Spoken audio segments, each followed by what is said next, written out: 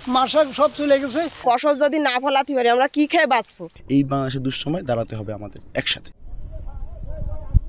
বন্ধুর পথ পাড়ি দিয়ে বুক সমান পানিতে হেঁটে বন্যার্তদের দ্বারে দ্বারে খাদ্য সামগ্রী পৌঁছে দিচ্ছেন একদল শিক্ষার্থী। রোববার পাইকগাছা উপজেলার দেলুটি ইউনিয়নের বিভিন্ন গ্রামে এই সহায়তা কার্যক্রম পরিচালনা করেন খুলনা বিশ্ববিদ্যালয়ের শিক্ষার্থীরা। এর আগে গত বৃহস্পতিবার কালীনগর গ্রামে ভদ্রা নদীর ৩০০ ফুট বাঁধ ভেঙে হুহু করে পানি প্রবেশ করে জনপদে। ৪ দিন ধরে স্থানীয় মানুষ ও পানি উন্নয়ন বোর্ড ভাঙা বাঁধ মেরামতের চেষ্টা করলেও মুষলধারায় বৃষ্টি আর জোয়ারের চাপে কঠিন হয়ে পড়েছে কাজ। বাঁধ ভেঙে ইউনিয়নের ১৩টি গ্রাম তলিয়ে যাওয়ায় ভেসে গেছে কয়েকশো চিংড়ি ঘের, নিমজ্জিত রয়েছে বসতবাড়ি। ফলে মানবেতর জীবনযাপন করছেন নদীপাড়ের বাসিন্দারা। বারবার ভাঙনের কারণ হিসেবে দুর্বল বেড়িবাঁধকেই দায়ী করেছেন তারা।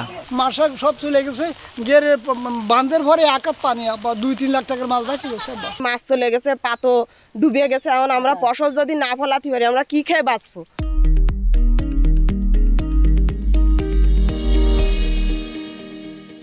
শিক্ষার্থীরা বলছেন দুর্যোগ মোকাবেলায় তাদের একাধিক দল কাজ করার পাশাপাশি এগিয়ে এসেছে সব শ্রেণী পেশার মানুষও। খুলনা বিশ্ববিদ্যালয়ের একটা টিম এবং খুলনার একটা স্বেচ্ছাসেবী সংগঠন সাথে নিয়ে আমরা পাইকগাছার বিভিন্ন অঞ্চলগুলোতে ঘুরে ঘুরে ত্রাণ দিয়েছি এবং আমাদের ভার্সিটি থেকে বিভিন্ন টিম বিভিন্ন সময় আসছে। কোথায় কি ধরনের সাহায্য সহযোগিতা প্রয়োজন, ক্ষয়ক্ষতির পরিমাণ কি এবং কোন গ্রামগুলি ঝুঁকিতে রয়েছে, এটি তদারকির পর আমাদের যে টিম রয়েছে ত্রাণ সহযোগিতার জন্য তারা তাদের কার্যক্রম অব্যাহত রেখেছে। যেহেতু তাদের ফসল নষ্ট হয়ে গেছে এবং আপকামিং ডেজগুলোতে তারা কিভাবে তাদের অন্ততপক্ষে তারা সার্ভাইভ করতে পারে সেই ব্যাপারটা নিয়ে আমরা কথা বলবো।